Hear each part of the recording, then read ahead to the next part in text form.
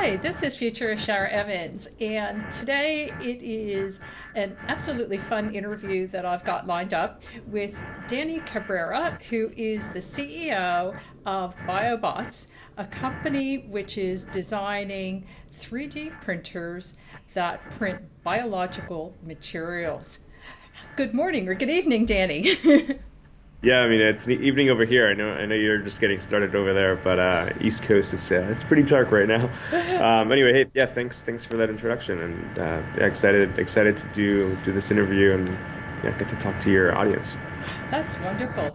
So let's start by talking about BioBots and what it does and how it even came into fruition. So, what made you decide to do a startup company in the 3D printing space, much less in the biological tissue space? Yeah, hey, so you know, start doing a startup sort of happened by chance, and being in the 3D printing space also kind of happened by chance. The biology space that was much more that was much more purposeful. So in school I was studying computer science and biology, and I spent some time working on synthetic biology.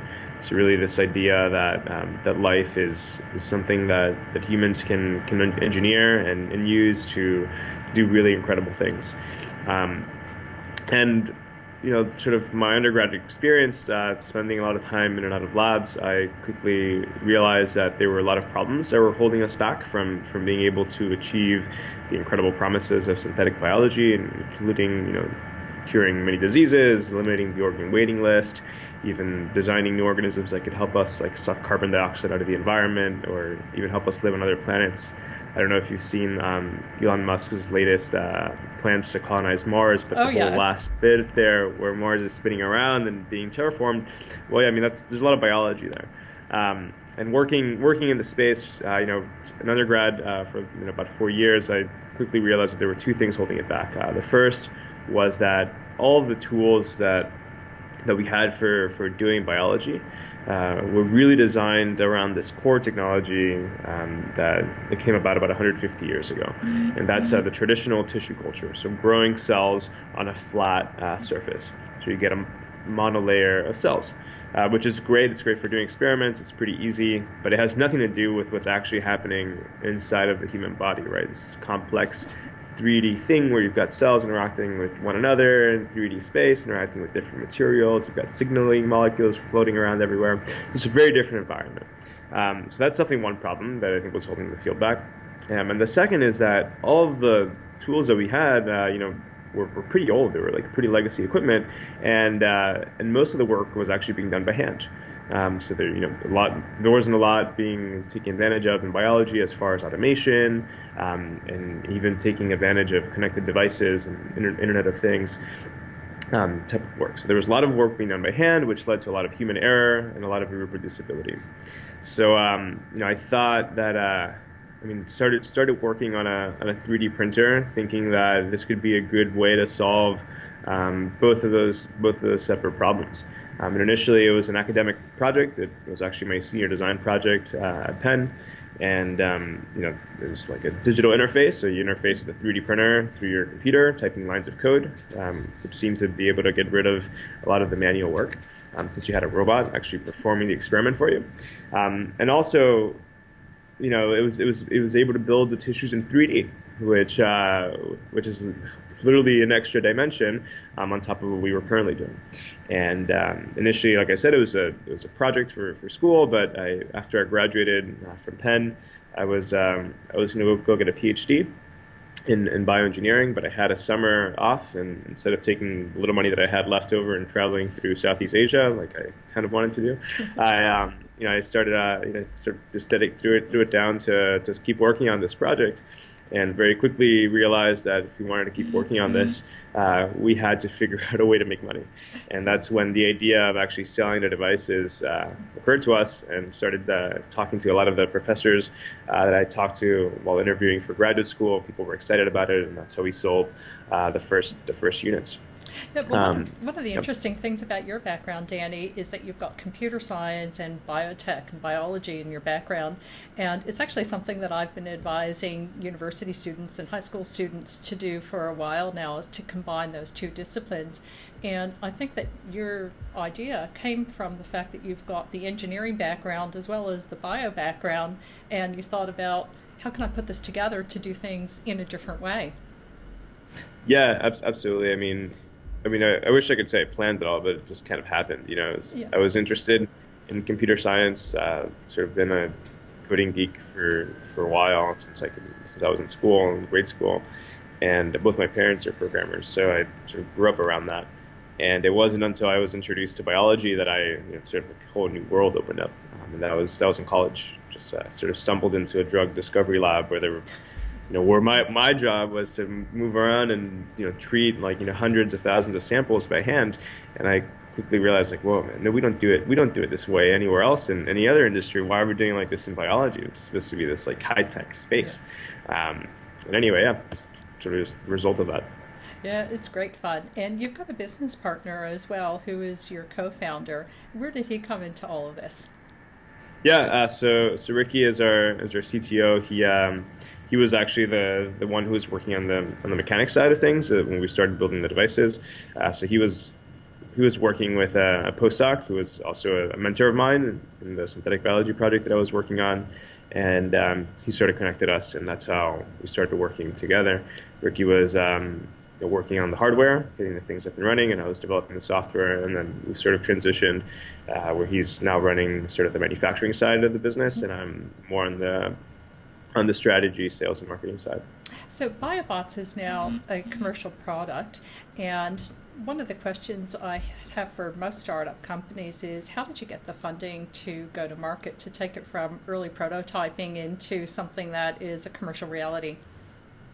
Right. So we actually took it into commercial reality when it was still a prototype, which was probably in hindsight the right thing to do. So we had a really early prototype we sold as our first unit. It kind of worked sometimes, but that was part of the sales telling the person, hey, this is still a prototype, but if you want to work with us, we can make it work for you. And it's been a really good relationship with that. But it helped us, getting the device out into somebody else's hands. Number one, helped us validate that people were willing to pay money for this, and number two, helped us start seeing what people would actually do with it and what types of problems they were running into. And from that, we put together sort of a new device that was still a prototype.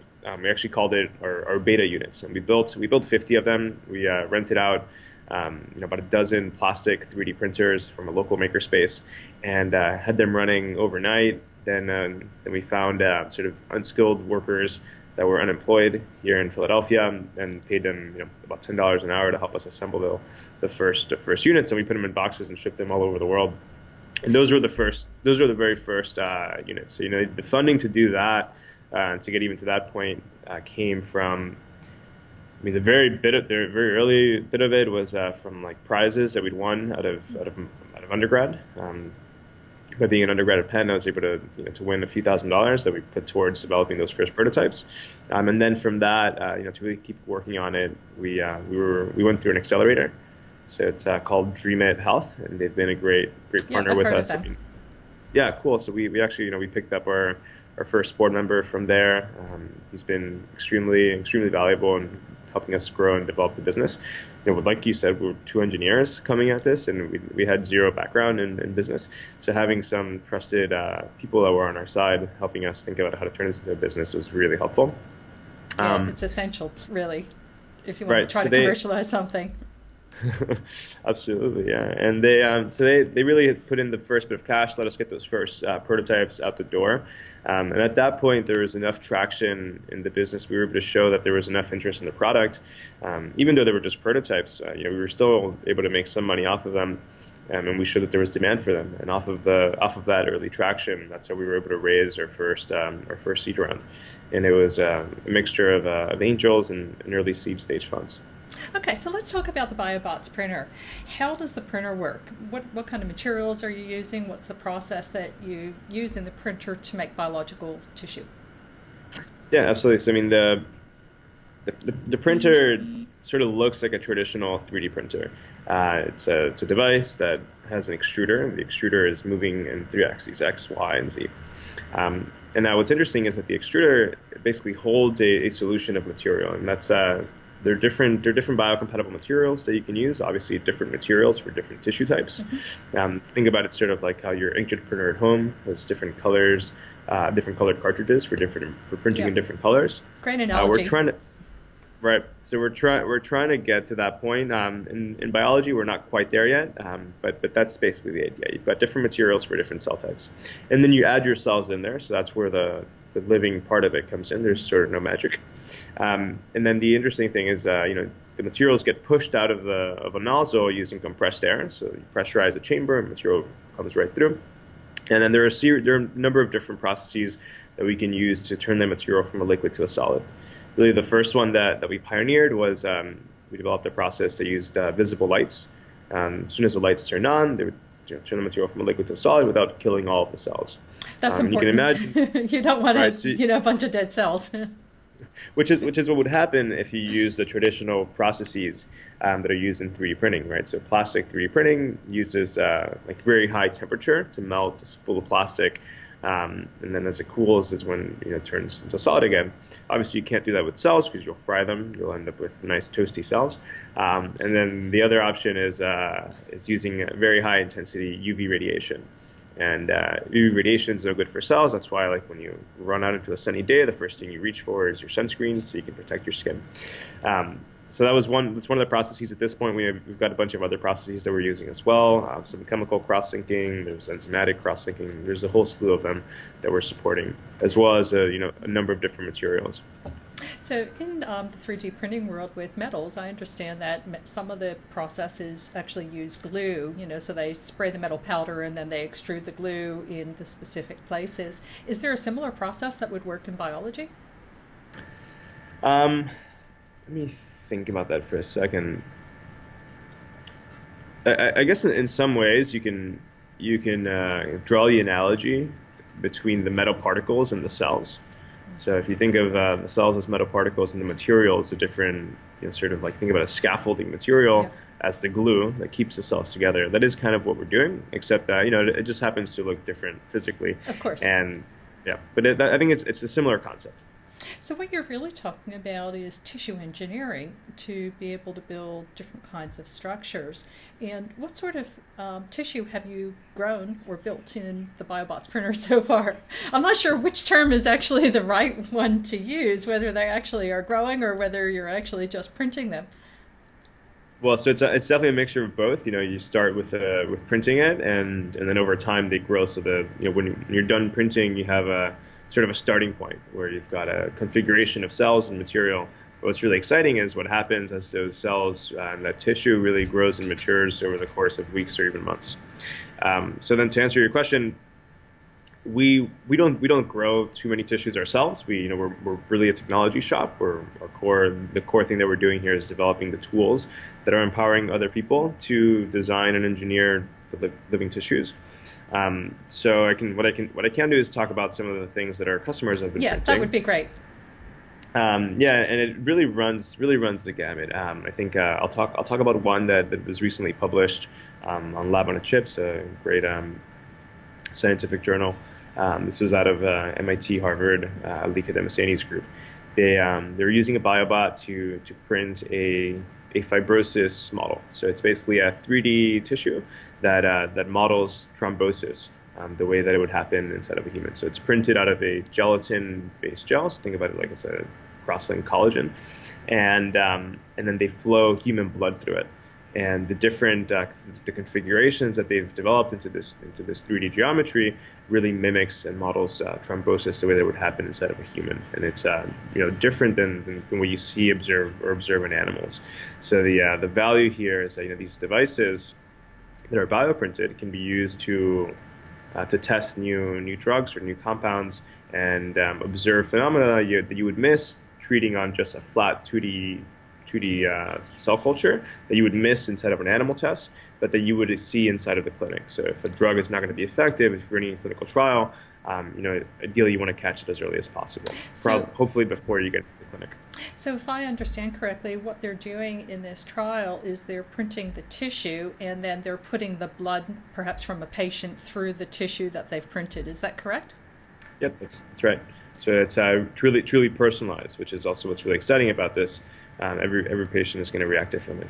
Yeah, wow, that opens up a very new area of personalized medicine. And, I'll sort of jump ahead to a question I was going to ask you, but, one of the things that occurs to me is that, a printer like BioBots, imagine going to your local doctor and, he or she scrapes a couple of skin cells and grows some culture, while you're sitting there and tests the different drug reactions on you before you even get the prescription and get the right dose. That would be pretty extraordinary. I guess we're a few years away from that, though.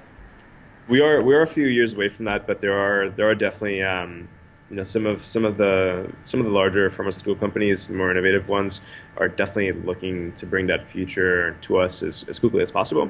And there are a number of challenges around not just the core technology to actually fabricate the tissues, but also the data infrastructure to handle all of the patient cells, handle all the samples, make sure that it's all protected. It's really important when we're dealing with patient data in this case, especially because you can imagine what the world would look like if the data gets compromised and begins to be mixed up.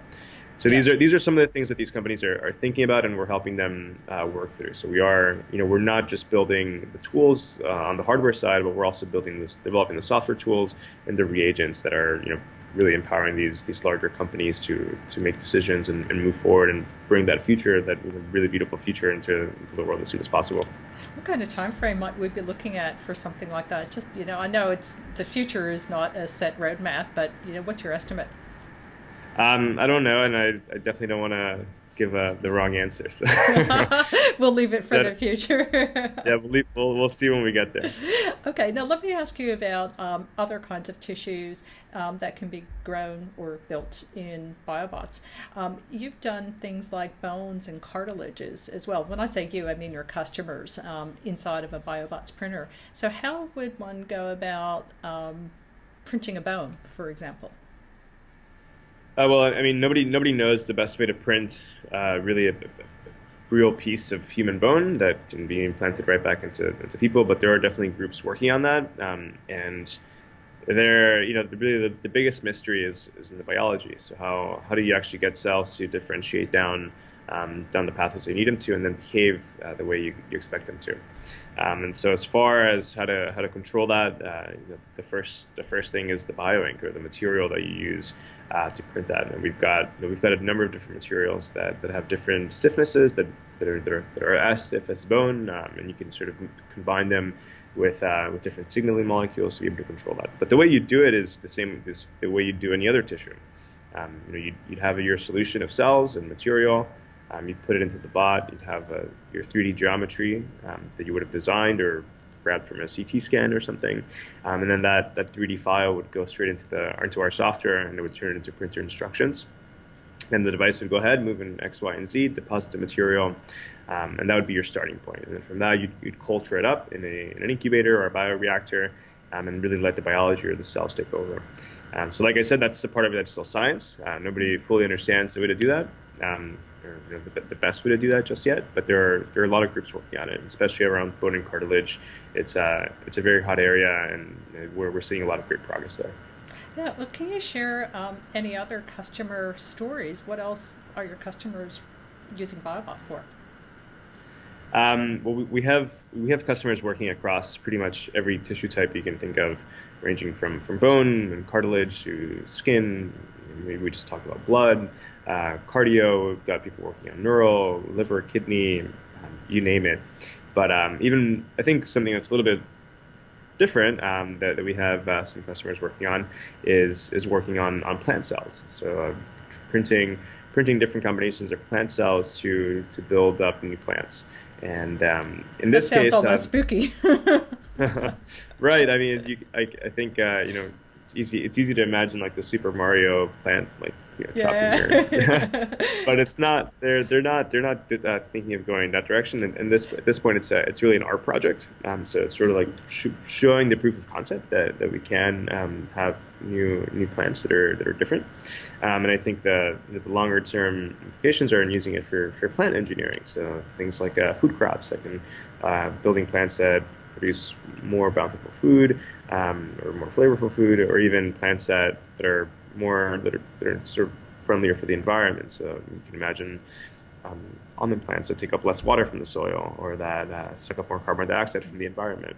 And I use these plants also as more than just a means for gathering food, but also use them for environmental engineering and impacting the environment in a very positive way.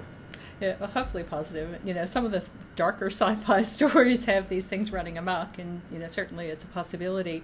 But as I look at outer space exploration or colonizing Mars, I can imagine that these sort of synthetic biology-based plants could be a really interesting way to go about terraforming a place that doesn't have its own living ecosystem. So Yep. it's definitely an interesting place.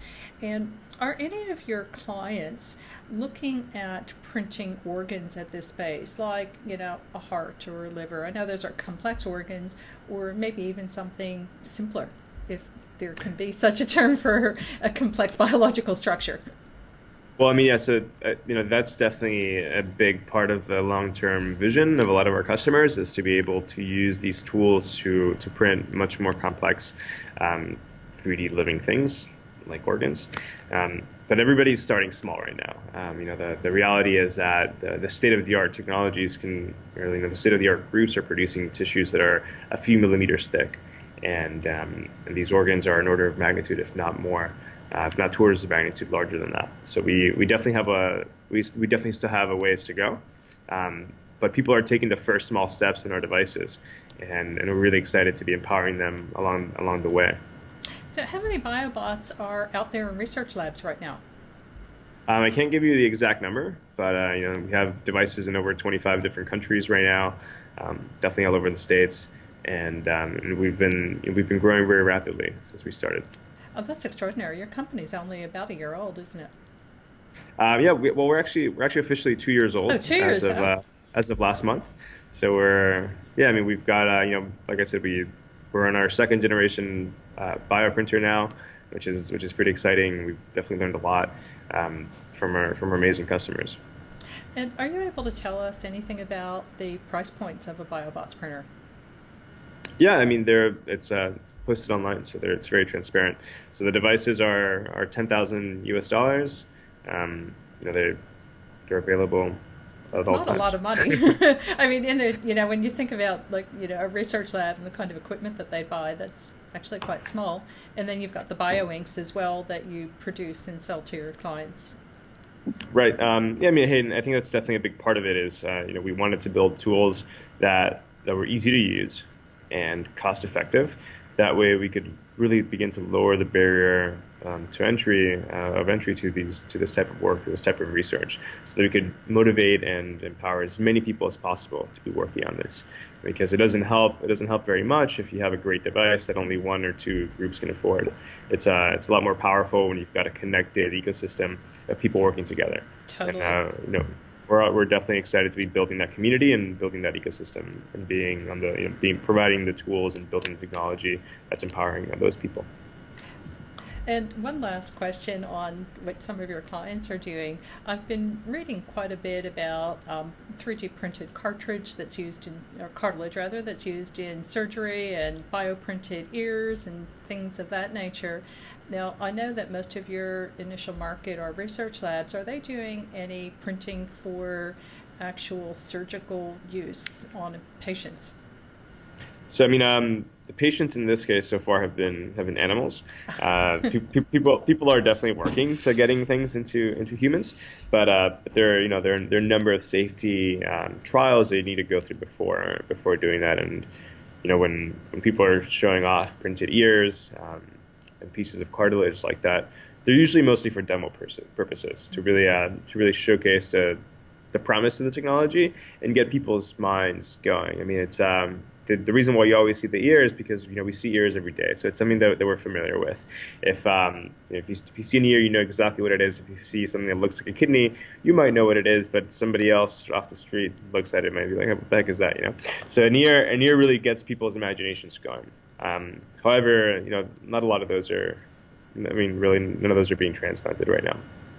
There's nothing. There's no bioprinted FDA approved therapy just yet, but people are definitely working on it. So stay tuned. Stay tuned and watch the space next year. Maybe some of these things happen pretty quickly. And absolutely. One last question for you, Danny, and that is, what is your marketing communication strategy? How are these companies finding out about BioBots? And I know your initial target market is research labs, but still finding them all over the world could be challenging for a tiny company. What's really beautiful about the space is that it is, number one, it's very distributed, so it is a very globalized world. Scientists work with each other regardless of where they are physically. But another thing is that they do meet up and they do talk to each other, and they not only talk to each other face to face, but they also read each other's papers. So if a group is using our devices and publishing papers with it, it doesn't take long for the rest of the community to find out about it. And likewise, when somebody's very satisfied with our product, and more than that, really with the people that they're working with, because we do more than just sell them a product. We really become part of their team. We really do empower them on the technology side and become the bioprinting expert in their lab. And so when people are very satisfied with that, they talk about it, and that's happy customers are replaceable. Oh, so totally right. Referrals are the best and easiest way to get business. So I want to wish you every success in the BioBots venture. It sounds like you're on to a really great thing and a fascinating project. So thank you so much for taking time out of your evening to chat with us here in Australia and all over the world. And once again, thanks so much, Danny. Absolutely. Thank you, Shara. Have a great rest of the day.